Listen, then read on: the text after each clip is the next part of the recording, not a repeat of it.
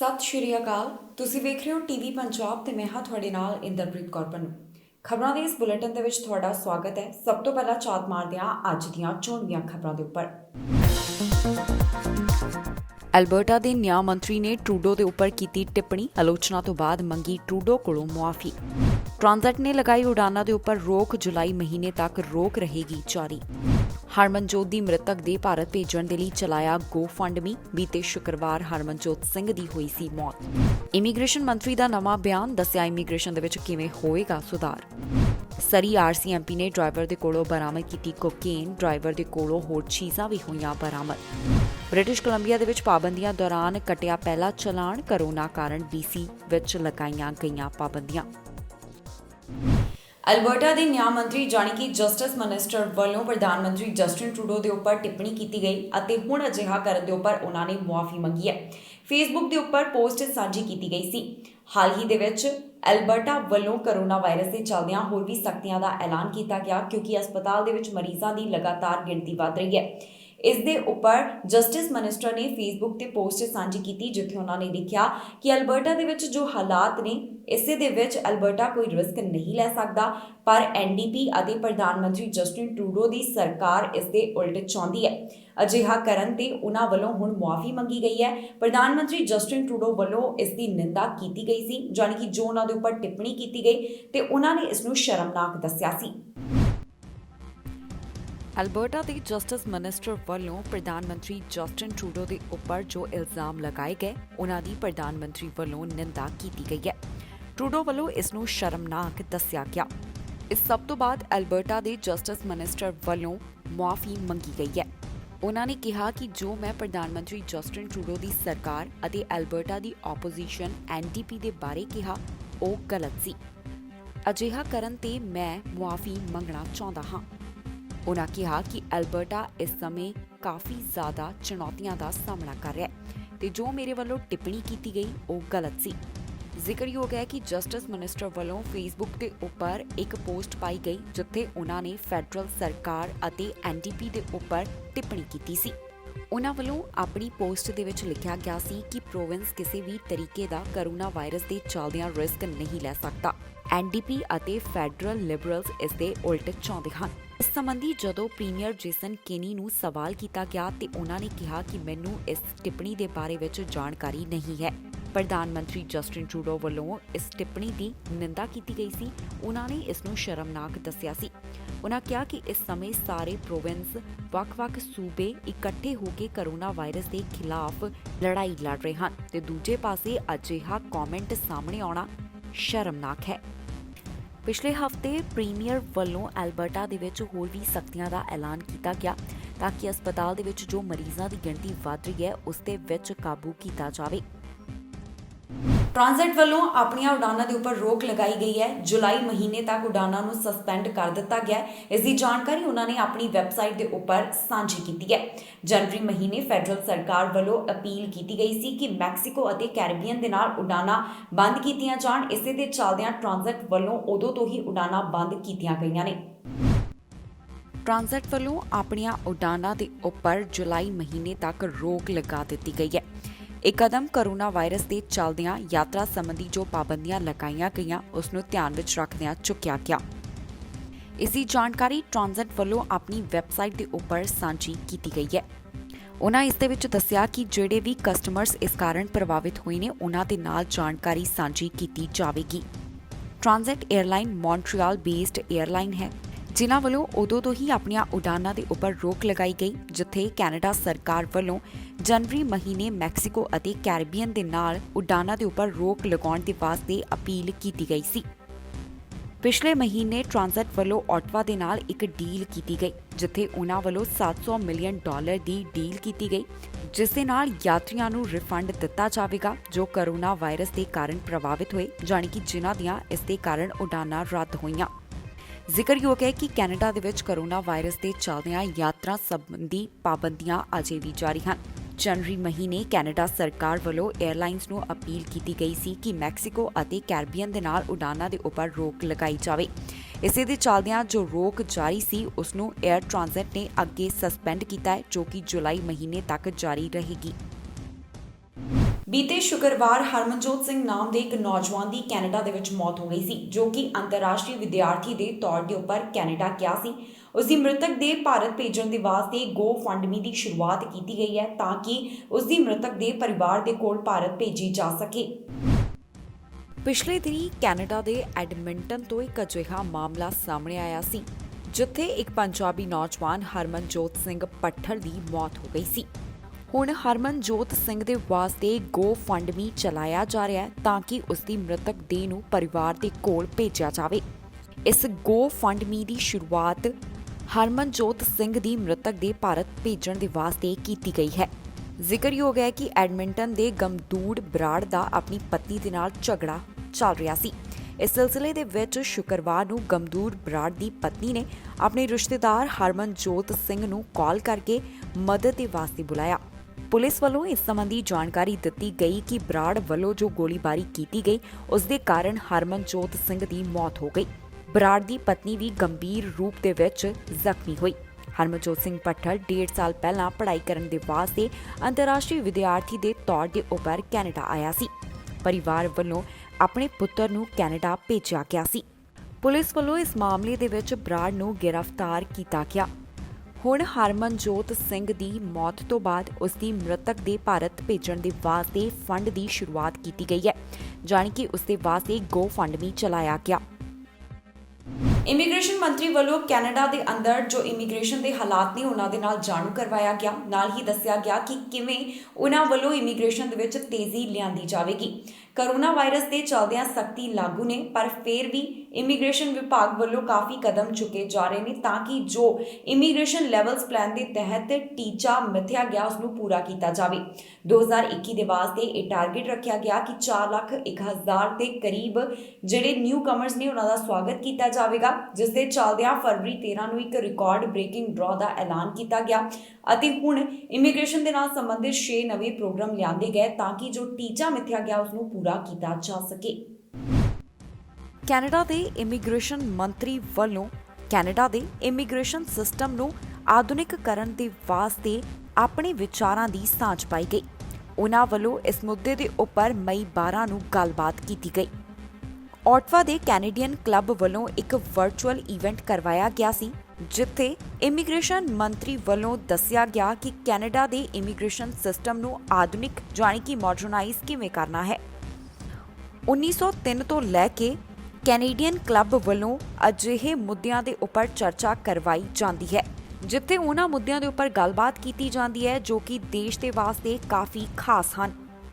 October ਮਹੀਨੇ immigration ਮੰਤਰੀ ਵੱਲੋਂ ਕੈਨੇਡਾ ਦਾ ਇਮੀਗ੍ਰੇਸ਼ਨ ਲੈਵਲਸ ਪਲਾਨ 2021 ਤੋਂ ਲੈ ਕੇ 2023 ਦੇ ਵਾਸਤੇ ਐਲਾਨ ਕੀਤਾ ਗਿਆ, ਜਿਸ ਦੌਰਾਨ ਕੈਨੇਡਾ ਦੇ ਇਤਿਹਾਸ ਦੇ ਵਿੱਚ ਅਜਿਹਾ ਪਹਿਲੀ ਵਾਰ ਹੋਇਆ ਜਿੱਥੇ ਵੱਧ ਤੋਂ ਵੱਧ ਇਮੀਗ੍ਰੈਂਟਸ ਦੇ ਸਵਾਗਤ ਦਾ ਟੀਚਾ ਰੱਖਿਆ ਗਿਆ। ਕੈਨੇਡਾ ਵੱਲੋਂ ਇਹ ਟੀਚਾ ਰੱਖਿਆ ਗਿਆ ਕਿ 4,01,000 ਇਮੀਗ੍ਰੈਂਟ ਦਾ ਸਵਾਗਤ ਕੀਤਾ ਜਾਵੇਗਾ। ਇਸ ਸਭ ਨੂੰ ਧਿਆਨ ਵਿੱਚ ਰੱਖਦਿਆਂ immigration refugees and citizenship Canada ਵੱਲੋਂ ਸਮੇਂ-ਸਮੇਂ ਦੇ ਉੱਪਰ ਅਜਿਹੇ ਪ੍ਰੋਗਰਾਮਾਂ ਦਾ ਐਲਾਨ ਕੀਤਾ ਜਾਂਦਾ ਹੈ ਜਿਸ ਦੇ ਨਾਲ ਕੈਨੇਡਾ ਦਾ ਇਮੀਗ੍ਰੇਸ਼ਨ ਦੇ ਨਾਲ ਜੁੜਿਆ ਹੋਇਆ ਇਹ ਟੀਚਾ ਪੂਰਾ ਹੋ ਸਕੇ। ਉਦਾਹਰਣ ਦੇ ਤੌਰ ਦੇ ਉੱਪਰ ਫਰਵਰੀ 13 ਨੂੰ ਇੱਕ ਰਿਕਾਰਡ ਬ੍ਰੇਕਿੰਗ ਐਕਸਪ੍ਰੈਸ ਐਂਟਰੀ ਡਰਾ ਦਾ ਐਲਾਨ ਕੀਤਾ ਗਿਆ ਤੇ ਉਸ ਤੋਂ ਬਾਅਦ ਕੈਨੇਡਾ ਨੇ 6 ਪਰਮਨੈਂਟ ਰੈਜ਼ੀਡੈਂਸ ਸਟ੍ਰੀਮ ਦਾ ਐਲਾਨ ਕੀਤਾ, ਜਾਣੀ ਕਿ ਇਮੀਗ੍ਰੇਸ਼ਨ ਦੇ ਨਾਲ ਸੰਬੰਧਿਤ ਪ੍ਰੋਗਰਾਮਾਂ ਦਾ ਐਲਾਨ ਕੀਤਾ ਗਿਆ ਜਿਸ ਦੇ ਨਾਲ ਕੈਨੇਡਾ ਦੇ ਵਿੱਚ ਐਸੈਂਸ਼ੀਅਲ ਵਰਕਰਸ ਅਤੇ ਇੰਟਰਨੈਸ਼ਨਲ ਗ੍ਰੈਜੂਏਟਸ ਨੂੰ PR ਹਾਸਲ ਕਰਨ ਦਾ ਮੌਕਾ ਦਿੱਤਾ ਜਾ ਰਿਹਾ ਹੈ। ਇਮੀਗ੍ਰੇਸ਼ਨ ਮੰਤਰੀ ਵੱਲੋਂ ਆਪਣੇ ਵਿਚਾਰਾਂ ਦੀ ਸਾਂਝ ਪਾਉਂਦਿਆਂ ਕਿਹਾ ਗਿਆ ਕਿ ਕਿਸ ਤਰ੍ਹਾਂ ਕੈਨੇਡਾ ਦੇ IRCC ਵੱਲੋਂ ਕੋਰੋਨਾ ਵਾਇਰਸ ਦੇ ਦੌਰਾਨ ਵੀ ਕੈਨੇਡਾ ਦੇ ਵਿੱਚ ਐਸੈਂਸ਼ੀਅਲ ਟਰੈਵਲਰਸ ਦੇ ਵਾਸਤੇ ਦਰਵਾਜ਼ੇ ਖੋਲ੍ਹੇ ਹੋਏ ਹਨ। ਕੈਨੇਡਾ ਵੱਲੋਂ ਇਸ ਚੀਜ਼ ਦੇ ਉੱਪਰ ਧਿਆਨ ਕੇਂਦਰਿਤ ਕੀਤਾ ਜਾ ਰਿਹਾ ਹੈ ਕਿ ਪੇਪਰ ਬੇਸਡ ਐਪਲੀਕੇਸ਼ਨਸ ਨੂੰ ਖਤਮ ਕੀਤਾ ਜਾਵੇ। ਜ਼ਿਆਦਾਤਰ ਪ੍ਰੋਗਰਾਮਸ ਨੂੰ ਡਿਜੀਟਲਾਈਜ਼ ਕਰਨ ਦੇ ਵੱਲ ਧਿਆਨ ਦਿੱਤਾ ਜਾ ਰਿਹਾ ਹੈ। ਅਜਿਹਾ ਕਰਨ ਦੇ ਨਾਲ ਇਮੀਗ੍ਰੇਸ਼ਨ ਦੇ ਵਿੱਚ ਤੇਜ਼ੀ ਆਵੇਗੀ।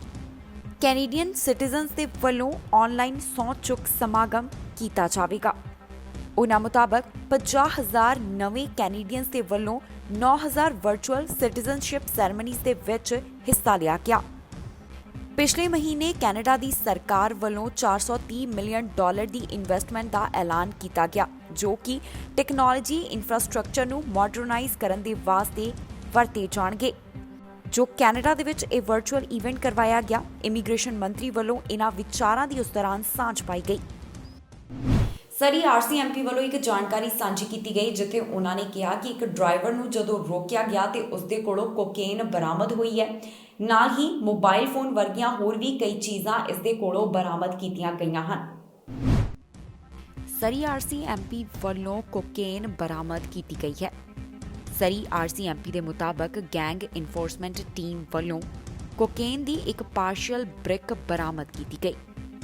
ਇਹ ਮਾਮਲਾ ਮਈ 9 ਨੂੰ ਸਾਹਮਣੇ ਆਇਆ, ਜਦੋਂ ਸਰੀ ਗੈਂਗ ਇਨਫੋਰਸਮੈਂਟ ਟੀਮ ਵੱਲੋਂ ਇੱਕ ਵਾਹਨ ਨੂੰ ਰੋਕਣ ਦੀ ਕੋਸ਼ਿਸ਼ ਕੀਤੀ ਗਈ, ਜੋ ਕਿ 108th ਐਵੀਨਿਊ ਅਤੇ 152nd ਸਟਰੀਟ ਦੇ ਉੱਪਰ ਸੀ। ਇਹ ਜਾਣਕਾਰੀ ਸਰੀ RCMP ਵੱਲੋਂ ਇੱਕ ਨਿਊਜ਼ ਰਿਲੀਜ਼ ਦੇ ਵਿੱਚ ਸਾਂਝੀ ਕੀਤੀ ਗਈ। ਉਹਨਾਂ ਦੱਸਿਆ ਕਿ ਵਾਹਨ ਕਾਫੀ ਜ਼ਿਆਦਾ ਤੇਜ਼ ਰਫ਼ਤਾਰ ਦੇ ਵਿੱਚ ਸੀ। ਵਾਹਨ ਨੂੰ ਰੋਕਿਆ ਗਿਆ ਅਤੇ ਡਰਾਈਵਰ ਨੂੰ ਗ੍ਰਿਫਤਾਰ ਕੀਤਾ ਗਿਆ। ਉਸਦੇ ਕੋਲੋਂ 257 ਗ੍ਰਾਮ ਦੀ ਕੋਕੇਨ ਵੀ ਬਰਾਮਦ ਕੀਤੀ ਗਈ। ਇੰਨਾ ਹੀ ਨਹੀਂ, ਇਸ ਦੇ ਕੋਲੋਂ ਕਈ ਮੋਬਾਈਲ ਫੋਨ ਅਤੇ $160 ਦਾ ਕੈਸ਼ ਤੇ ਨਾਲ ਹੀ ਚਾਕੂ ਵੀ ਬਰਾਮਦ ਕੀਤਾ ਗਿਆ। ਜਿਸ ਡਰਾਈਵਰ ਦੇ ਕੋਲੋਂ ਸਾਰੀਆਂ ਚੀਜ਼ਾਂ ਬਰਾਮਦ ਕੀਤੀਆਂ ਗਈਆਂ, ਉਸਦੀ ਉਮਰ 27 ਸਾਲ ਦੇ ਕਰੀਬ ਦੱਸੀ ਗਈ ਹੈ ਅਤੇ ਉਹ ਕੋਕੁਇਟਲਮ ਦਾ ਰਹਿਣ ਵਾਲਾ ਦੱਸਿਆ ਗਿਆ। ਇਸ ਮਾਮਲੇ ਦੀ ਫਿਲਹਾਲ ਪੜਤਾਲ ਕੀਤੀ ਜਾ ਰਹੀ ਹੈ। ਇਸ ਡਰਾਈਵਰ ਦੇ ਉੱਪਰ ਕੋਈ ਵੀ ਚਾਰਜ ਨਹੀਂ ਲਗਾਇਆ ਗਿਆ। ਬ੍ਰਿਟਿਸ਼ ਕੋਲੰਬੀਆ ਦੇ ਵਿੱਚ ਕੋਰੋਨਾ ਵਾਇਰਸ ਦੇ ਮਾਮਲਿਆਂ ਨੂੰ ਦੇਖਦਿਆਂ ਸਖਤੀਆਂ ਕੀਤੀਆਂ ਗਈਆਂ। ਨਾਨ ਅਸੈਂਸ਼ੀਅਲ ਟਰੈਵਲ ਦੇ ਵਾਸਤੇ ਰੋਕ ਲਗਾਈ ਗਈ ਹੈ। ਵੱਖ-ਵੱਖ ਥਾਂ ਦੇ ਉੱਪਰ ਨਾਕੇ ਲਗਾਏ ਗਏ ਨੇ। ਜਾਣਕਾਰੀ ਸਾਹਮਣੇ ਆਈ ਹੈ ਕਿ ਇਹਨਾਂ ਪਾਬੰਦੀਆਂ ਦੇ ਚੱਲਦਿਆਂ ਪਹਿਲਾ ਨਾਨ ਅਸੈਂਸ਼ੀਅਲ ਟਰੈਵਲ ਦੇ ਨਾਲ ਜੁੜਿਆ ਹੋਇਆ ਚਲਾਨ ਕੱਟਿਆ ਗਿਆ। ਬ੍ਰਿਟਿਸ਼ ਕੋਲੰਬੀਆ ਦੇ ਵਿੱਚ ਜੋ ਯਾਤਰਾ ਸੰਬੰਧੀ ਪਾਬੰਦੀਆਂ ਲਗਾਈਆਂ ਗਈਆਂ, ਉਸੇ ਦੇ ਚੱਲਦਿਆਂ ਮਾਊਂਟੀਜ਼ ਦੇ ਵੱਲੋਂ ਪਹਿਲੀ ਟਿਕਟ ਜਾਰੀ ਕੀਤੀ ਗਈ ਹੈ। ਵਾਹਨ ਨੂੰ ਤੇਜ਼ ਰਫ਼ਤਾਰ ਦੇ ਵਿੱਚ ਲੈ ਕੇ ਜਾਣ ਅਤੇ ਹੋਰ ਉਲੰਘਣ ਦੇ ਚੱਲਦਿਆਂ ਆਫੀਸਰ ਦੇ ਵੱਲੋਂ ਅਜਿਹਾ ਕੀਤਾ ਗਿਆ। ਇਹ ਟਿਕਟ ਉਸ ਸਮੇਂ ਜਾਰੀ ਕੀਤੀ ਗਈ ਜਦੋਂ ਨਾਰਥ ਵੈਨਕੂਵਰ ਦਾ ਰਹਿਣ ਵਾਲਾ ਸਾਊਦਰਨ ਵੈਨਕੂਵਰ ਆਈਲੈਂਡ ਦੇ ਉੱਪਰ ਪਾਇਆ ਗਿਆ। ਮਾਊਂਟੀਜ਼ ਦੇ ਵੱਲੋਂ ਨਾਨ ਅਸੈਂਸ਼ੀਅਲ ਟਰੈਵਲ ਦੇ ਕਰਕੇ ਉਸ ਨੂੰ ਟਿਕਟ ਜਾਰੀ ਕੀਤੀ ਗਈ। ਆਫੀਸਰਸ ਦੇ ਵੱਲੋਂ ਇਸ ਸੰਬੰਧੀ ਵਧੇਰੇ ਜਾਣਕਾਰੀ ਸਾਂਝੀ ਨਹੀਂ ਕੀਤੀ ਗਈ। ਜ਼ਿਕਰਯੋਗ ਹੈ ਕਿ ਪਬਲਿਕ ਸੇਫਟੀ ਮਿਨਿਸਟਰ ਮਾਈਕ ਵੱਲੋਂ ਕੋਰੋਨਾ ਵਾਇਰਸ ਦੇ ਚੱਲਦਿਆਂ ਯਾਤਰਾ ਪਾਬੰਦੀਆਂ ਲਗਾਈਆਂ ਗਈਆਂ, ਜੋ ਕਿ 3 ਪ੍ਰੋਵਿੰਸ਼ੀਅਲ ਹੈਲਥ ਜ਼ੋਨਸ ਦੇ ਵਿੱਚ ਲਗਾਈਆਂ ਗਈਆਂ। ਉਹਨਾਂ ਵੱਲੋਂ ਕਿਹਾ ਗਿਆ ਕਿ ਜੇਕਰ ਕੋਈ ਇਸ ਯਾਤਰਾ ਪਾਬੰਦੀਆਂ ਦਾ ਉਲੰਘਣ ਕਰੇਗਾ ਤੇ ਉਸ ਨੂੰ ਐਮਰਜੈਂਸੀ ਪ੍ਰੋਗਰਾਮ ਐਕਟ ਦੇ ਅਧੀਨ $575 ਦਾ ਜੁਰਮਾਨਾ ਲਗਾਇਆ ਜਾਵੇਗਾ। ਜ਼ਿਕਰਯੋਗ ਹੈ ਕਿ ਕੈਨੇਡਾ ਦੇ ਵਿੱਚ ਕੋਰੋਨਾ ਵਾਇਰਸ ਦੇ ਜੋ ਮਾਮਲੇ ਲਗਾਤਾਰ ਵਧਦੇ ਜਾ ਰਹੇ ਨੇ, ਪ੍ਰੋਵਿੰਸ ਦੇ ਵਿੱਚ ਜਾਣੀ ਕਿ ਬ੍ਰਿਟਿਸ਼ ਕੋਲੰਬੀਆ ਦੇ ਵਿੱਚ ਵੀ ਇਸ ਸਭ ਨੂੰ ਧਿਆਨ ਵਿੱਚ ਰੱਖਦਿਆਂ ਕੋਰੋਨਾ ਵਾਇਰਸ ਦੇ ਫੈਲਾਅ ਨੂੰ ਕਾਬੂ ਦੇ ਵਿੱਚ ਕਰਨ ਵਾਸਤੇ ਯਾਤਰਾ ਸੰਬੰਧੀ ਪਾਬੰਦੀਆਂ ਦਾ ਐਲਾਨ ਕੀਤਾ ਗਿਆ, ਜਿਸ ਦੇ ਚੱਲਦਿਆਂ ਅੱਜ ਪਹਿਲੀ ਟਿਕਟ ਜਾਰੀ ਕੀਤੀ ਗਈ ਹੈ। ਬ੍ਰਿਟਿਸ਼ ਕੋਲੰਬੀਆ ਵੱਲੋਂ ਆਪਣੇ ਨਵੇਂ PNP ਡਰਾਅ ਦਾ ਐਲਾਨ ਕੀਤਾ ਗਿਆ, ਜਿਸ ਦੇ ਤਹਿਤ ਕਈ ਉਮੀਦਵਾਰਾਂ ਦੀ ਕਿਸਮਤ ਜਾਗੀ ਹੈ। ਇਸ ਡਰਾਅ ਦੇ ਵਿੱਚ 379 ਉਮੀਦਵਾਰਾਂ ਨੂੰ ਇਨਵੀਟੇਸ਼ਨ ਜਾਣੀ ਕਿ ਸੱਦੇ ਜਾਰੀ ਕੀਤੇ ਗਏ। ਬ੍ਰਿਟਿਸ਼ ਕੋਲੰਬੀਆ ਵੱਲੋਂ ਆਪਣੇ ਨਵੇਂ 2 ਡਰਾਅ ਦਾ ਐਲਾਨ ਕੀਤਾ ਗਿਆ। ਇਹਨਾਂ 2 ਡਰਾਅ ਦੇ ਤਹਿਤ 379 ਇਮੀਗ੍ਰੇਸ਼ਨ ਕੈਂਡੀਡੇਟਸ ਨੂੰ 2 ਪ੍ਰੋਵਿੰਸ਼ੀਅਲ ਨੋਮਿਨੀ ਪ੍ਰੋਗਰਾਮ ਦੇ ਅਧੀਨ ਸੱਦੇ ਜਾਰੀ ਕੀਤੇ ਗਏ। ਇਹਨਾਂ ਡਰਾਅ ਦਾ ਐਲਾਨ ਮਈ 11 ਨੂੰ ਕੀਤਾ ਗਿਆ। ਫਰਵਰੀ ਮਹੀਨੇ ਤੋਂ ਹੀ ਬ੍ਰਿਟਿਸ਼ ਕੋਲੰਬੀਆ ਵੱਲੋਂ 2 ਅਲੱਗ ਇਨਵੀਟੇਸ਼ਨ ਰਾਉਂਡ ਕੱਢੇ ਜਾ ਰਹੇ ਹਨ। British Columbia provincial nominee program ਦੇ ਅਧੀਨ ਜਿਹੜੇ ਉਮੀਦਵਾਰ ਸਕਿੱਲਜ਼ ਇਮੀਗ੍ਰੇਸ਼ਨ ਅਤੇ express entry British Columbia stream 'ਚੋਂ ਸਨ, ਉਹਨਾਂ ਨੂੰ ਸੱਦੇ ਦਿੱਤੇ ਗਏ। ਜ਼ਿਆਦਾਤਰ ਸੱਦੇ ਸਕਿਲਡ ਵਰਕਰ ਅਤੇ ਇੰਟਰਨੈਸ਼ਨਲ ਗ੍ਰੈਜੂਏਟ, ਨਾਲ ਦੀ ਨਾਲ ਐਂਟਰੀ ਲੈਵਲ ਅਤੇ ਸੈਮੀ ਸਕਿਲਡ ਸਬ ਕੈਟੇਗਰੀਜ਼ ਦੇ ਅਧੀਨ ਦਿੱਤੇ ਗਏ। ਇਸ ਡਰਾਅ ਦੇ ਵਾਸਤੇ 77 ਤੋਂ ਲੈ ਕੇ 94 ਪੁਆਇੰਟਸ ਤੱਕ ਸਕੋਰ ਦੀ ਜ਼ਰੂਰਤ ਸੀ। ਕੁੱਲ 331 ਉਮੀਦਵਾਰਾਂ ਨੂੰ ਇਨਵੀਟੇਸ਼ਨ ਜਾਰੀ ਕੀਤੇ ਗਏ। ਬ੍ਰਿਟਿਸ਼ ਕੋਲੰਬੀਆ ਦੇ ਇਹਨਾਂ PNP ਡਰਾਅ ਦੇ ਬਾਰੇ ਵਿੱਚ ਜਾਣਕਾਰੀ ਸਾਹਮਣੇ ਆਈ ਹੈ ਕਿ ਹੁਣ ਤੱਕ ਸਾਲ 2021 ਦੇ ਦੌਰਾਨ ਬ੍ਰਿਟਿਸ਼ ਕੋਲੰਬੀਆ ਵੱਲੋਂ 4356 ਇਨਵੀਟੇਸ਼ਨ PNP ਸਟਰੀਮ ਦੇ ਜ਼ਰੀਏ ਜਾਰੀ ਕੀਤੇ ਜਾ ਚੁੱਕੇ ਹਨ। ਅਲਬਰਟਾ ਵੱਲੋਂ ਆਪਣੇ ਨਵੇਂ PNP ਡਰਾਅ ਦਾ ਐਲਾਨ ਕੀਤਾ ਗਿਆ। ਇਸ ਡਰਾਅ ਦੇ ਵਿੱਚ ਖਾਸ ਗੱਲ ਰਹੀ ਕਿ CRS ਸਕੋਰ ਕਾਫੀ ਘੱਟ ਰਿਹਾ। 12 ਮਹੀਨਿਆਂ ਦੇ ਵਿੱਚ ਪਹਿਲੀ ਵਾਰ CRS ਸਕੋਰ ਕਾਫੀ ਘੱਟ ਦਰਜ ਕੀਤਾ ਗਿਆ। ਅਲਬਰਟਾ ਵੱਲੋਂ ਸਮੇਂ-ਸਮੇਂ ਦੇ ਉੱਪਰ PNP ਡਰਾਅ ਕੱਢੇ ਜਾ ਰਹੇ ਨੇ, ਪਰ ਉਹਨਾਂ ਵੱਲੋਂ ਅਜੇ ਇਹ ਜਾਣਕਾਰੀ ਸਪਸ਼ਟ ਨਹੀਂ ਕੀਤੀ ਗਈ ਕਿ ਇਸ ਸਾਲ ਕਿੰਨੇ ਡਰਾਅ ਕੱਢੇ ਜਾਣਗੇ।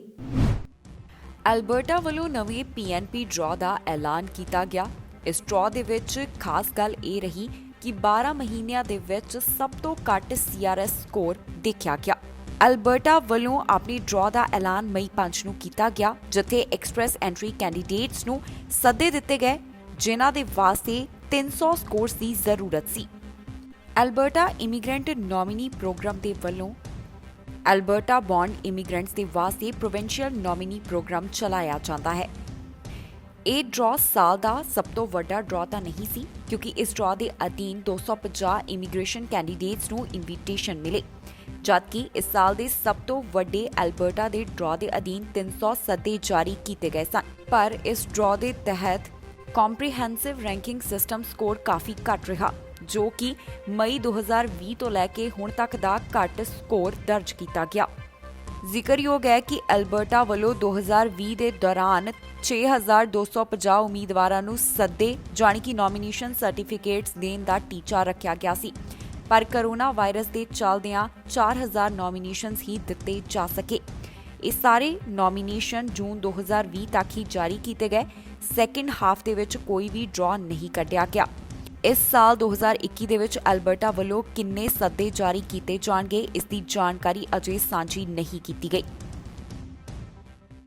ਸਰਕਾਰ ਵੱਲੋਂ ਐਲਾਨ ਕੀਤਾ ਗਿਆ ਕਿ ਕੈਨੇਡਾ ਦੇ ਵਿੱਚ 75% ਲੋਕਾਂ ਨੂੰ ਜਦੋਂ ਕੋਵਿਡ-19 ਵੈਕਸੀਨ ਸ਼ਾਟ ਲੱਗ ਜਾਵੇਗਾ ਤਾਂ ਫਿਰ ਕੁਝ ਰਾਹਤ ਕੈਨੇਡਾ ਵਾਸੀਆਂ ਨੂੰ ਦਿੱਤੀ ਜਾਵੇਗੀ। ਪਰ ਹੁਣ ਜਿਹੜੇ ਮਾਹਰ ਨੇ ਉਹ ਕਹਿ ਰਹੇ ਨੇ ਕਿ ਸਰਕਾਰ ਇਸ ਦੇ ਨਾਲ ਸੰਬੰਧਿਤ ਗਾਈਡਲਾਈਨਸ ਜਾਰੀ ਕਰੇ, ਉਹ ਵੀ ਸਪਸ਼ਟ ਗਾਈਡਲਾਈਨਸ ਜਾਰੀ ਕੀਤੀਆਂ ਜਾਣ ਕਿ ਜਿਹੜੇ ਲੋਕ ਕੋਵਿਡ-19 ਵੈਕਸੀਨ ਲਗਵਾ ਲੈਣਗੇ ਉਹ ਕੀ ਕਰਨ।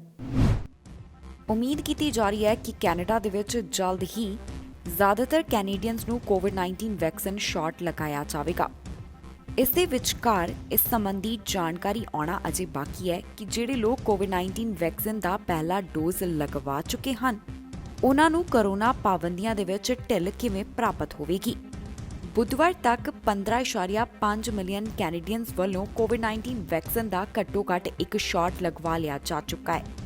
ਕੈਨੇਡਾ ਦੀ ਕੁੱਲ ਆਬਾਦੀ ਦੇ ਵਿੱਚੋਂ 41% ਹਿੱਸੇ ਨੂੰ ਕੋਵਿਡ-19 ਵੈਕਸੀਨ ਸ਼ਾਟ ਲੱਗ ਚੁੱਕਿਆ ਹੈ। ਇਸ ਦੀ ਜਾਣਕਾਰੀ ਕੋਵਿਡ-19 ਟਰੈਕਰ ਕੈਨੇਡਾ ਵੱਲੋਂ ਦਿੱਤੀ ਗਈ। ਜਿਵੇਂ-ਜਿਵੇਂ ਜ਼ਿਆਦਾ ਲੋਕਾਂ ਨੂੰ ਕੋਵਿਡ-19 ਵੈਕਸੀਨ ਦਾ ਸ਼ਾਟ ਲਗਾਇਆ ਜਾ ਰਿਹਾ ਹੈ, ਉਸੇ ਤਰ੍ਹਾਂ ਮਾਹਿਰਾਂ ਵੱਲੋਂ ਮੰਗ ਕੀਤੀ ਜਾ ਰਹੀ ਹੈ ਕਿ ਇਸ ਸੰਬੰਧੀ ਸਪਸ਼ਟ ਜਾਣਕਾਰੀ ਦਿੱਤੀ ਜਾਵੇ ਕਿ ਜਿਹੜੇ ਲੋਕ ਕੋਵਿਡ-19 ਵੈਕਸੀਨ ਸ਼ਾਟ ਲਗਵਾ ਚੁੱਕੇ ਨੇ ਉਹ ਕੀ ਕਰਨ। ਟੋਰਾਂਟੋ ਜਨਰਲ ਹਸਪੀਟਲ ਦੇ ਵਿੱਚ ਇਨਫੈਕਸ਼ੀਅਸ ਡਿਜ਼ੀਜ਼ ਸਪੈਸ਼ਲਿਸਟ ਵੱਲੋਂ ਕਿਹਾ ਜਾ ਰਿਹਾ ਹੈ ਕਿ ਹੁਣ ਕੈਨੇਡਾ ਦੇ ਵਿੱਚ ਜ਼ਿਆਦਾ ਤੋਂ ਜ਼ਿਆਦਾ ਲੋਕ ਕੋਵਿਡ-19 ਵੈਕਸੀਨ ਲਗਵਾ ਰਹੇ ਹਨ, ਪਰ ਫੈਡਰਲ ਗਾਈਡੈਂਸ ਅਜੇ ਉਹਨਾਂ ਨੂੰ ਨਹੀਂ ਮਿਲੀ ਤੇ ਹੁਣ ਲੋਕਾਂ ਵੱਲੋਂ ਆਪਣੀ ਤੌਰ ਦੇ ਉੱਪਰ ਡਿਸਾਈਡ ਕੀਤਾ ਜਾਵੇਗਾ, ਜਾਣੀ ਕਿ ਫੈਸਲਾ ਲਿਆ ਜਾਵੇਗਾ ਕਿ ਕੋਵਿਡ-19 ਸ਼ਾਟ ਤੋਂ ਬਾਅਦ ਕੀ ਕਰਨਾ ਹੈ। ਇਸ ਸਮੇਂ public health agency of Canada ਵੱਲੋਂ ਇਹੀ ਗੱਲ ਕਹੀ ਜਾ ਰਹੀ ਹੈ ਕਿ ਕੋਵਿਡ-19 ਦੇ ਕਾਰਨ ਜਿਹੜੀਆਂ ਪਾਬੰਦੀਆਂ ਲਗਾਈਆਂ ਗਈਆਂ, ਜਾਣੀ ਕਿ ਪਬਲਿਕ ਹੈਲਥ ਮੈਸ਼ਰਸ ਤੇ ਪਾਲਣਾ ਕੀਤੀ ਜਾਵੇ। ਹਾਲ ਹੀ ਦੇ ਵਿੱਚ ਪ੍ਰਧਾਨ ਮੰਤਰੀ ਜਸਟਿਨ ਟਰੂਡੋ ਵੱਲੋਂ ਇਹ ਬਿਆਨ ਜਾਰੀ ਕੀਤਾ ਗਿਆ ਕਿ ਜਦੋਂ ਕੈਨੇਡਾ ਦੇ ਵਿੱਚ 75% ਦੀ ਆਬਾਦੀ ਨੂੰ ਕੋਵਿਡ-19 ਵੈਕਸੀਨ ਸ਼ਾਟ ਲੱਗ ਜਾਵੇਗਾ, ਉਦੋਂ ਪਾਬੰਦੀਆਂ ਦੇ ਵਿੱਚ ਢਿੱਲ ਦਿੱਤੀ ਜਾਵੇਗੀ। ਪਰ ਇਸ ਦੇ ਨਾਲ ਸੰਬੰਧਿਤ ਗਾਈਡਲਾਈਨਸ ਅਜੇ ਜਾਰੀ ਨਹੀਂ ਕੀਤੀਆਂ ਗਈਆਂ। ਦੂਜੇ ਪਾਸੇ ਅਮਰੀਕਾ ਦੇ ਵਿੱਚ centers for disease control and prevention ਵੱਲੋਂ ਜਿਹੜੇ ਲੋਕ ਕੋਵਿਡ-19 ਵੈਕਸੀਨ ਸ਼ਾਟ ਲਗਵਾ ਚੁੱਕੇ ਨੇ ਉਹਨਾਂ ਦੇ ਵਾਸਤੇ ਗਾਈਡਲਾਈਨਸ ਜਾਰੀ ਕੀਤੀਆਂ ਗਈਆਂ ਨੇ, ਜਿਸ ਦੇ ਵਿੱਚ ਯਾਤਰਾ ਦੇ ਨਾਲ ਸੰਬੰਧਿਤ ਇਨਡੋਰ ਮੀਟਿੰਗਸ ਆਦਿ ਦੀ ਜਾਣਕਾਰੀ ਸਪਸ਼ਟ ਕੀਤੀ ਗਈ ਹੈ। ਹੁਣ ਕੈਨੇਡਾ ਦੇ ਵਿੱਚ ਵੀ ਮਾਹਿਰਾਂ ਵੱਲੋਂ ਇਹ ਮੰਗ ਕੀਤੀ ਜਾ ਰਹੀ ਹੈ ਕਿ ਸਰਕਾਰ ਵੱਲੋਂ ਇਸ ਦੇ ਨਾਲ ਸੰਬੰਧਿਤ ਗਾਈਡਲਾਈਨਸ ਦਾ ਐਲਾਨ ਕੀਤਾ ਜਾਵੇ, ਜਾਣੀ ਕਿ ਇਹ ਗਾਈਡਲਾਈਨਸ ਜਾਰੀ ਕੀਤੀਆਂ ਜਾਣ ਕਿ ਜਿਹੜੇ ਲੋਕ ਕੋਵਿਡ-19 ਵੈਕਸੀਨ ਸ਼ਾਟ ਲਗਵਾ ਚੁੱਕੇ ਨੇ ਉਹਨਾਂ ਨੂੰ ਕਿਵੇਂ ਪਾਬੰਦੀਆਂ ਦੇ ਵਿੱਚ ਰਾਹਤ ਦਿੱਤੀ ਜਾਵੇਗੀ। ਓਨਟਾਰੀਓ ਦੇ ਵਿੱਚ ਸਟੇ ਐਟ ਹੋਮ ਦੇ ਆਰਡਰ ਜਾਰੀ ਹਨ। ਇਹ ਵੀ ਖਬਰਾਂ ਸਾਹਮਣੇ ਆ ਰਹੀਆਂ ਨੇ ਕਿ ਇਹਨਾਂ ਨੂੰ ਅੱਗੇ ਵਧਾਇਆ ਜਾ ਸਕਦਾ ਹੈ। ਅਜਿਹੇ ਦੇ ਵਿੱਚ ਵੱਖ-ਵੱਖ ਕਾਰੋਬਾਰਾਂ ਦੇ ਨਾਲ ਸੰਬੰਧਿਤ ਕਾਰੋਬਾਰੀ ਆਪਣਾ ਦਰਦ ਬਿਆਨ ਕਰਦੇ ਨਜ਼ਰ ਆ ਰਹੇ ਨੇ ਕਿ ਕਿਸ ਤਰ੍ਹਾਂ ਕੋਰੋਨਾ ਵਾਇਰਸ ਦੀਆਂ ਸਖਤੀਆਂ ਦੇ ਨਾਲ ਉਹਨਾਂ ਨੂੰ ਪ੍ਰਭਾਵਿਤ ਹੋਣਾ ਪੈ ਰਿਹਾ ਹੈ। ਓਨਟਾਰੀਓ ਦੇ ਵਿੱਚ ਸਟੇ ਐਟ ਹੋਮ ਦੇ ਆਰਡਰ ਨੂੰ ਅੱਗੇ ਵਧਾਇਆ ਜਾ ਸਕਦਾ ਹੈ। ਇਸ ਦੇ ਚੱਲਦਿਆਂ ਵੱਖ-ਵੱਖ ਕਾਰੋਬਾਰਾਂ ਦੇ ਨਾਲ ਸੰਬੰਧਿਤ ਲੋਕ ਆਪਣੇ ਵਿਚਾਰ ਸਾਂਝੇ ਕਰਦੇ ਦਿਖਾਈ ਦੇ ਰਹੇ ਹਨ। ਓਨਟਾਰੀਓ ਦੇ ਵਿੱਚ ਇਸ ਸਮੇਂ ਜੋ ਸਟੇ ਐਟ ਹੋਮ ਦੇ ਆਰਡਰ ਜਾਰੀ ਹਨ, ਉਹਨਾਂ ਦੀ ਮਿਆਦ ਮਈ 20 ਨੂੰ ਖਤਮ ਹੋਣ ਵਾਲੀ ਹੈ। ਕਿਹਾ ਜਾ ਰਿਹਾ ਹੈ ਕਿ ਇਸ ਨੂੰ ਅੱਗੇ ਵਧਾਇਆ ਜਾਵੇਗਾ, ਜਾਣੀ ਕਿ ਸਟੇ ਐਟ ਹੋਮ ਦੇ ਆਰਡਰ ਅੱਗੇ ਐਕਸਟੈਂਡ ਕੀਤੇ ਜਾ ਸਕਦੇ ਨੇ। ਦੂਜੇ ਪਾਸੇ ਕਾਰੋਬਾਰ ਦੇ ਨਾਲ ਸੰਬੰਧਿਤ ਲੋਕਾਂ ਵੱਲੋਂ ਆਪਣਾ ਦਰਦ ਬਿਆਨ ਕੀਤਾ ਜਾ ਰਿਹਾ ਹੈ। ਜੇਕਰ ਇਹ ਆਰਡਰ ਜਾਰੀ ਰਹਿੰਦੇ ਨੇ ਤਾਂ ਪ੍ਰੋਵਿੰਸ ਦੇ ਵਿੱਚ ਪਰਸਨਲ ਕੇਅਰ ਸਰਵਿਸਿਜ਼, ਜਿਮ ਵਰਗੇ ਕਈ ਕਾਰੋਬਾਰ ਕਾਫੀ ਜ਼ਿਆਦਾ ਪ੍ਰਭਾਵਿਤ ਹੋਣਗੇ, ਕਿਉਂਕਿ ਇਹਨਾਂ ਨੂੰ ਬੰਦ ਰੱਖਣਾ ਜ਼ਰੂਰੀ ਹੋਵੇਗਾ। ਨਾਨ ਐਸੈਂਸ਼ੀਅਲ ਰਿਟੇਲਰਸ ਦੇ ਵਾਸਤੇ ਵੀ ਹਦਾਇਤਾਂ ਨੇ ਕਿ ਉਹਨਾਂ ਨੂੰ ਆਪਣੀ ਆਨਲਾਈਨ ਸੇਲ ਹੀ ਕਰਨੀ ਹੋਵੇਗੀ। ਇਸ ਸਭ ਦੇ ਉੱਪਰ Canadian federation of independent business ਦੇ ਪ੍ਰੈਜ਼ੀਡੈਂਟ ਅਤੇ CEO ਵੱਲੋਂ ਆਪਣੀ ਚਿੰਤਾ ਦਾ ਪ੍ਰਗਟਾਵਾ ਕੀਤਾ ਗਿਆ। ਉਨ੍ਹਾਂ ਕਿਹਾ ਕਿ ਓਨਟਾਰੀਓ ਦੀਆਂ ਪਾਬੰਦੀਆਂ ਸਭ ਤੋਂ ਵੱਧ ਸਖਤ ਹਨ। ਇਸ ਦੇ ਨਾਲ ਕਿਸੇ ਵੀ ਕਾਰੋਬਾਰ ਨੂੰ ਖੋਲ੍ਹਣ ਦੀ ਇਜਾਜ਼ਤ ਨਹੀਂ ਹੈ। ਕਾਰੋਬਾਰ ਇਸ ਸਮੇਂ ਬ੍ਰੇਕਿੰਗ ਪੁਆਇੰਟ ਦੇ ਉੱਪਰ ਹਨ। ਵੱਖ-ਵੱਖ ਕਾਰੋਬਾਰਾਂ ਦੇ ਵਾਸਤੇ ਇਹ ਆਰਡਰ ਕਾਫੀ ਜ਼ਿਆਦਾ ਚੁਣੌਤੀ ਭਰੇ ਹਨ। ਜਿਹੜੇ ਲੋਕ ਵੱਖ-ਵੱਖ ਬਿਜ਼ਨਸ ਦੇ ਨਾਲ ਸੰਬੰਧਿਤ ਹਨ, ਉਹਨਾਂ ਵੱਲੋਂ ਦੱਸਿਆ ਜਾ ਰਿਹਾ ਹੈ ਕਿ ਇਹਨਾਂ ਕਰੋਨਾ ਵਾਇਰਸ ਦੇ ਕਾਰਨ ਲਗਾਈਆਂ ਹੋਈਆਂ ਪਾਬੰਦੀਆਂ ਦਾ ਉਹਨਾਂ ਦੇ ਉੱਪਰ ਕਿਸ ਤਰ੍ਹਾਂ ਪ੍ਰਭਾਵ ਪੈ ਰਿਹਾ ਹੈ, ਜਾਣੀ ਕਿ ਉਹਨਾਂ ਦੇ ਕਾਰੋਬਾਰ ਕਾਫੀ ਹੱਦ ਤੱਕ ਪ੍ਰਭਾਵਿਤ ਹੋਏ ਨੇ, ਕਿਉਂਕਿ ਹੁਣ ਓਨਟਾਰੀਓ ਦੇ ਵਿੱਚ ਸਟੇ ਐਟ ਹੋਮ ਦੇ ਆਰਡਰ ਅੱਗੇ ਵਧਾਏ ਜਾ ਸਕਦੇ ਨੇ। ਇਸੇ ਦੇ ਚੱਲਦਿਆਂ ਵੱਖ-ਵੱਖ ਕਾਰੋਬਾਰਾਂ ਦੇ ਨਾਲ ਸੰਬੰਧਿਤ ਕਾਰੋਬਾਰੀ ਆਪਣਾ ਪੱਖ ਰੱਖਦੇ ਹੋਏ ਨਜ਼ਰ ਆ ਰਹੇ ਹਨ। RCMP ਵੱਲੋਂ ਜਾਣਕਾਰੀ ਸਾਂਝੀ ਕੀਤੀ ਗਈ ਹੈ ਕਿ ਉਹਨਾਂ ਨੂੰ ਜਾਣਕਾਰੀ ਮਿਲੀ ਸੀ ਕਿ ਸਾਊਥ ਸਰੀ ਦੇ ਵਿੱਚ ਗੋਲੀਆਂ ਚੱਲੀਆਂ ਨੇ, ਜਿਸ ਤੋਂ ਬਾਅਦ ਉਹ ਪਹੁੰਚੇ ਮੌਕੇ ਵਾਲੀ ਥਾਂ ਦੇ ਉੱਪਰ। ਪੜਤਾਲ ਫਿਲਹਾਲ ਇਸ ਮਾਮਲੇ ਦੇ ਵਿੱਚ ਕੀਤੀ ਜਾ ਰਹੀ ਹੈ ਤੇ तमाम ਲੋਕਾਂ ਤੋਂ ਵੀ ਪੁੱਛ ਪੜਤਾਲ ਕੀਤੀ ਜਾ ਰਹੀ ਹੈ। ਸਾਊਥ ਸਰੀ ਦੇ ਵਿੱਚ ਗੋਲੀਬਾਰੀ ਦੀ ਜਾਣਕਾਰੀ ਤੋਂ ਬਾਅਦ RCMP ਵੱਲੋਂ ਇਸ ਸੰਬੰਧੀ ਜਾਂਚ ਕੀਤੀ ਜਾ ਰਹੀ ਹੈ। ਸਰੀ RCMP ਵੱਲੋਂ ਦੱਸਿਆ ਗਿਆ ਕਿ ਉਹਨਾਂ ਨੂੰ ਸਮਰਫੀਲਡ ਨੇਬਰਹੁੱਡ ਦੇ ਵਿੱਚ ਬੁਲਾਇਆ ਗਿਆ, ਜੋ ਕਿ 2nd ਐਵੀਨਿਊ ਅਤੇ 173 ਸਟਰੀਟ ਦੇ ਨੇੜੇ ਹੈ। ਪੁਲਿਸ ਨੂੰ ਇੱਥੇ 8:45 ਤੇ ਬੁਲਾਇਆ ਗਿਆ, ਜਿੱਥੇ ਉਹਨਾਂ ਨੂੰ ਗੋਲੀਆਂ ਚੱਲਣ ਦੀ ਜਾਣਕਾਰੀ ਦਿੱਤੀ ਗਈ। ਕਾਂਸਟੇਬਲ ਸਰਬਜੀਤ ਸੰਘਾ ਵੱਲੋਂ ਇਸ ਸੰਬੰਧੀ ਜਾਣਕਾਰੀ ਦਿੰਦਿਆਂ ਦੱਸਿਆ ਕਿ ਸਾਨੂੰ ਅਜੇ ਤੱਕ ਕੋਈ ਵੀ ਐਵੀਡੈਂਸ ਨਹੀਂ ਮਿਲਿਆ, ਨਾ ਹੀ ਉਹਨਾਂ ਨੂੰ ਕਿਸੇ ਦੇ ਜ਼ਖਮੀ ਹੋਣ ਦੀ ਅਜੇ ਜਾਣਕਾਰੀ ਮਿਲੀ ਹੈ। ਪੁਲਿਸ ਵੱਲੋਂ ਇਸ ਸੰਬੰਧੀ ਜਾਣਕਾਰੀ ਹਾਸਲ ਕਰਨ ਦੇ ਲਈ ਇਨਵੈਸਟੀਗੇਸ਼ਨ ਜਾਣੀ ਕਿ ਪੜਤਾਲ ਕੀਤੀ ਜਾ ਰਹੀ ਹੈ, ਜਿੱਥੇ ਆਸ-ਪਾਸ ਦੇ ਲੋਕਾਂ ਵੱਲੋਂ ਦੱਸਿਆ ਜਾ ਰਿਹਾ ਹੈ ਕਿ ਉਹਨਾਂ ਵੱਲੋਂ ਕੀ ਦੇਖਿਆ ਗਿਆ। ਆਸ-ਪਾਸ ਰਹਿਣ ਵਾਲੇ ਇੱਕ ਵਿਅਕਤੀ ਵੱਲੋਂ ਦੱਸਿਆ ਗਿਆ ਕਿ ਇਸ ਹਾਦਸੇ ਦੀ ਵੀਡੀਓ ਵੀ ਕੈਪਚਰ ਕੀਤੀ ਗਈ ਹੈ। ਇਸ ਵੀਡੀਓ ਦੇ ਵਿੱਚ ਦੇਖਿਆ ਜਾ ਸਕਦਾ ਹੈ ਕਿ ਕਿਸ ਤਰ੍ਹਾਂ ਗੋਲੀਆਂ ਚਲਾਈਆਂ ਗਈਆਂ। ਪੁਲਿਸ ਵੱਲੋਂ ਇਸ ਸੰਬੰਧੀ ਅਜੇ ਜਾਣਕਾਰੀ ਹਾਸਲ ਕੀਤੀ ਜਾ ਰਹੀ ਹੈ। ਉਹਨਾਂ ਵੱਲੋਂ ਇਸ ਸੰਬੰਧੀ ਹੋਰ ਕੋਈ ਵਧੇਰੇ ਅਪਡੇਟ ਸਾਂਝੀ ਨਹੀਂ ਕੀਤੀ ਗਈ। ਫਿਲਹਾਲ ਪੁਲਿਸ ਵੱਲੋਂ ਇਹੀ ਦੱਸਿਆ ਗਿਆ ਕਿ ਉਹਨਾਂ ਨੂੰ ਸਾਊਥ ਸਰੀ ਦੇ ਵਿੱਚ ਗੋਲੀਆਂ ਚੱਲਣ ਦੀ ਜਾਣਕਾਰੀ ਮਿਲੀ, ਜਿਸ ਤੋਂ ਬਾਅਦ ਉੱਥੇ ਪਹੁੰਚੇ ਤੇ ਪੜਤਾਲ ਕੀਤੀ ਜਾ ਰਹੀ ਹੈ। ਓਨਟਾਰੀਓ ਦੇ ਵਿੱਚ ਜਲਦ ਹੀ 12 ਤੋਂ 17 ਸਾਲ ਦੇ ਉਮਰ ਵਾਲਿਆਂ ਨੂੰ ਕੋਵਿਡ-19 ਵੈਕਸੀਨ ਲਗਾਉਣ ਦੀ ਸ਼ੁਰੂਆਤ ਕੀਤੀ ਜਾਵੇਗੀ। ਓਨਟਾਰੀਓ ਦੇ ਸਿਹਤ ਮੰਤਰੀ ਵੱਲੋਂ ਕਿਹਾ ਗਿਆ ਹੈ ਕਿ ਇਹਨਾਂ ਬੱਚਿਆਂ ਦੇ ਵਾਸਤੇ ਕੋਵਿਡ-19 ਵੈਕਸੀਨ ਲਗਾਉਣਾ ਲਾਜ਼ਮੀ ਨਹੀਂ ਹੋਵੇਗਾ। ਇਸ ਖਬਰ ਦੇ ਵਿੱਚ ਜਾਣਕਾਰੀ ਤੁਹਾਡੇ ਨਾਲ ਸਾਂਝੀ ਕਰਾਂਗੇ ਕਿ ਕੈਨੇਡਾ ਦੇ ਕਿਸ ਹਿੱਸੇ ਤੋਂ ਕਿੰਨੇ ਕਰੋਨਾ ਵਾਇਰਸ ਦੇ ਮਾਮਲੇ ਸਾਹਮਣੇ ਆਏ। ਦੱਸਾਂਗੇ ਕਿ ਇਸ ਸਮੇਂ ਕੈਨੇਡਾ ਦੇ ਵਿੱਚ ਕੀ ਹਨ ਕਰੋਨਾ ਵਾਇਰਸ ਦੇ ਹਾਲਾਤ। ਓਨਟਾਰੀਓ ਹੈਲਥ ਮਿਨਿਸਟਰ ਵੱਲੋਂ ਜਾਣਕਾਰੀ ਦਿੱਤੀ ਗਈ ਕਿ ਪ੍ਰੋਵਿੰਸ ਦੇ ਵਿੱਚ ਬੱਚਿਆਂ ਦੇ ਵਾਸਤੇ ਕੋਵਿਡ-19 ਵੈਕਸੀਨ ਲਗਾਉਣਾ ਲਾਜ਼ਮੀ ਨਹੀਂ ਹੋਵੇਗਾ।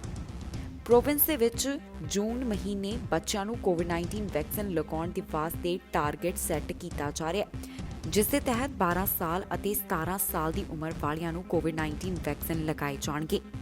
ਪਰ ਹੁਣ ਸਿਹਤ ਮੰਤਰੀ ਦਾ ਕਹਿਣਾ ਹੈ ਕਿ ਇਹਨਾਂ ਬੱਚਿਆਂ ਦੇ ਵਾਸਤੇ ਕੋਵਿਡ-19 ਵੈਕਸੀਨ ਲਗਾਉਣਾ ਕੰਪਲਸਰੀ ਜਾਣੀ ਕਿ ਲਾਜ਼ਮੀ ਨਹੀਂ ਹੋਵੇਗਾ।